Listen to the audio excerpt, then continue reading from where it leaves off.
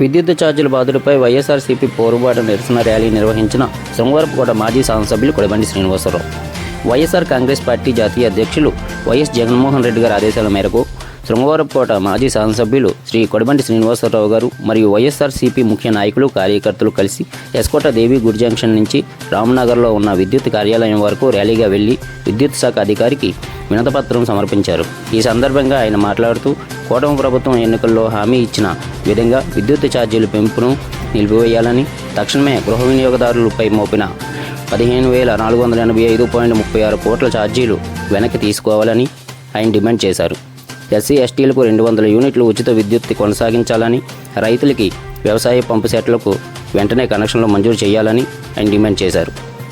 ఈ కార్యక్రమంలో మాజీ కుప్పల వెలమ కార్పొరేషన్ చైర్మన్ నక్కెల నాయుడుబాబు, మాజీ GCC chairman Swathirani, ZPTC గొల్లి Sarayya, ఎంపీటీసీలు నీలంశెట్టి గోపమ్మ, గేదెల శ్రీనివాసరావు, మండల పార్టీ అధ్యక్షులు ఉబ్బిన నాయుడు, మోపాడు కుమార్, మమ్మలూరు జగన్నాథం, గుమ్మడి సత్యనారాయణ, మాజీ పిఏసిఎస్ అధ్యక్షులు గొరపిల్లి శివ, మాజీ folk and culture director Vakada Rambabu, Varapilli Ravi మరియు నియోజకవర్గంలో ఉన్న వైస్ ఎంపీపీలు, సర్పంచులు, ఎంపీటీసీలు, వివిధ కార్పొరేషన్ డైరెక్టర్లు, జేసీఎస్ మండల ఇన్ఛార్జీలు, కార్యకర్తలు, సోషల్ మీడియా కో కన్వీనర్లు, వార్డు సభ్యులు తదితరులు పాల్గొన్నారు.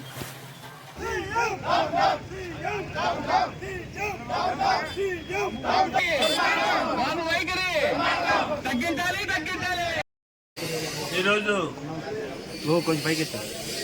వైఎస్ఆర్ కాంగ్రెస్ పార్టీ అధినేత శ్రీ వైఎస్ జగన్మోహన్ రెడ్డి గారి ఆదేశాల మేరకు ఈ విజయనగరం జిల్లాలో పెద్దలు శ్రీ బొత్స సత్యనారాయణ గారి నాయకత్వంలో, మా జిల్లా పార్టీ అధ్యక్షుడు మజ్జి శ్రీనివాస్ గారి నాయకత్వంలో అన్ని నియోజకవర్గాల్లో ప్రజల తరఫున ఏవైతే విద్యుత్ ఛార్జీలు ఈ ప్రభుత్వం పెంచారో వాటి మీద ఈరోజు అన్ని జిల్లాలో ఉన్న అన్ని నియోజకవర్గాల్లో ఉన్న ఎలక్ట్రికల్ ఆఫీసర్స్కి వెళ్ళి ఈ ప్రభుత్వం పెంచిన విద్యుత్ ధరను తగ్గించాలని చెప్పి డిమాండ్ చేయడానికి మేమంతా కూడా ఈరోజు వచ్చాం. అయితే ఈరోజు ఈ కూటమి ప్రభుత్వం ఈ 6 నెలల్లో చేసిన పనులన్నీ కూడా ప్రజలు చూస్తూనే ఉన్నారు. ఎన్నికల ముందు సూపర్ 6 అని హామీలన్నీ ఇచ్చారు. అదేవిధంగా కరెంటు విషయంలో ప్రత్యేకంగా కరెంటు ఛార్జీలు 1 పైసా పెంచబోము, ఇంకా అవకాశం ఉంటే తగ్గిస్తామని చెప్పి చంద్రబాబు నాయుడు గారు ఆ రోజు చెప్పారు. అయితే ఈరోజు ఈ విద్యుత్ ధరలన్నీ పెంచి సుమారుగా 15,000 కోట్ల రూపాయలు ఈ రాష్ట్ర ప్రజల మీద భారం పెట్టారు. అయితే సూపర్ 6 పథకాలు ఇంకా ఎందుకు ఇవ్వడం లేదు అని అడిగితే వాళ్ళు చెప్పేదల్లా ఏంటంటే చంద్రబాబు నాయుడు గారు ఆదాయం పెంచుతారు, సంపద పెంచుతారు అని చెప్పి చేసిన అవి లేకుండా పథకాలు ఇవ్వడం కష్టం అని చెప్తా ఉన్నారు. సో ఆదాయం పెంచడం, సంపద పెంచడం అంటే ప్రజలకైతే పథకాలు ఇవ్వాలి పోయి ప్రజల మీద పన్నుల రూపంలో వాళ్ళ దగ్గరే డబ్బులు తీసుకుని ఆ డబ్బులతో పథకాలు ఇస్తారా అని అడుగుతా ఉన్నాం. ఈరోజు పథకాల గురించి మాట్లాడితే చంద్రబాబు నాయుడు గారు లడ్డూలో నెయ్యి బాగులేదని, పవన్ కళ్యాణ్ గారి దగ్గరికి వెళ్తే సనాతన ధర్మం, హిందూ ధర్మం గురించి మాట్లాడుతున్నారు. బాబు మీరు మాకందరికీ కూడా పెద్ద దిక్కుగా ప్రభుత్వం ఉంటుంది, ఈ పథకాలు మంచి సంక్షేమ పథకాలు ఇస్తామని చెప్పి పథకాల గురించి మాట్లాడినాయి అంటే లడ్డూల గురించి మాట్లాడతారు, లేదంటే హిందూ సాంప్రదాయం గురించి మాట్లాడతారు.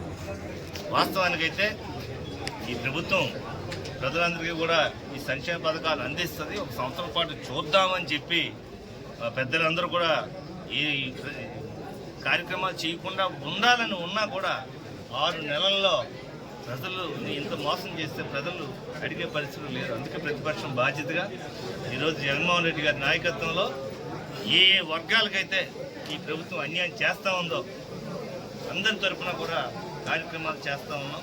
మొన్న 13వ తారీఖున డిసెంబర్ 13న రైతుల గురించి ఒక కార్యక్రమం చేశాం. ముఖ్యంగా విజయనగరం జిల్లా రాష్ట్రంలో ఉన్న వెనకబడిన జిల్లాల్లో ఇది ఒక జిల్లా. ఇక్కడ అందరూ కూడా వ్యవసాయం మీద ఆధారపడి బతికేవాళ్ళు. అలాంటిది రైతులు నడ్డి విరిగొట్టి ఈరోజు అధికారం వచ్చినందుకు మొత్తం రైతాంగాన్ని నాశనం చేసే కార్యక్రమం చేస్తూ ఉన్నారు. ఎందుకంటే ప్రతి ఏడాది క్యాలెండర్ డేట్ మిస్ అవ్వకుండా 5 సంవత్సరాలు జగన్మోహన్ రెడ్డి గారు రైతులందరికీ కూడా రైతు భరోసా పథకం అందిస్తూ రైతు భరోసా కేంద్రాల ద్వారా ప్రభుత్వమే కొనుగోలు చేసి ధాన్యం అంతా కూడా విత్తనం నుంచి కొనుగోలు వరకు మొత్తం అన్ని అంశాల్లో కూడా చేయూతగా ప్రభుత్వం గతంలో ఉంటే ఈరోజు ఈ 6 సంవత్సరాల్లో కూటమి ప్రభుత్వం చేసిన 6 మాసాల్లో కూటమి ప్రభుత్వం చేసిన పనులన్నీ కూడా ఈరోజు వెలుగులోకి తీసుకురావాలని, ముఖ్యంగా విజయనగరం జిల్లాలో ప్రతి ఒక్క కార్యక్రమం కూడా మేము ఎందుకు బాగా చేస్తూ ఉన్నామంటే ఇక్కడ ప్రజలందరూ కూడా మంచోళ్ళు, అందరూ కూడా అమాయకులు, ఎక్కువ మంది వ్యవసాయం మీద ఆధారపడే వాళ్ళు, పేద జిల్లా ఇది. ఇలాంటి దగ్గర రేపు ఫీజు రీంబర్స్మెంట్ విషయంలో కూడా రేపు జనవరి 3వ తారీఖున అదో కార్యక్రమం కూడా చేస్తాం. ఈరోజు అయితే ప్రత్యేకంగా కరెంటు ధరలు అయితే తప్పనిసరిగా తగ్గించాలని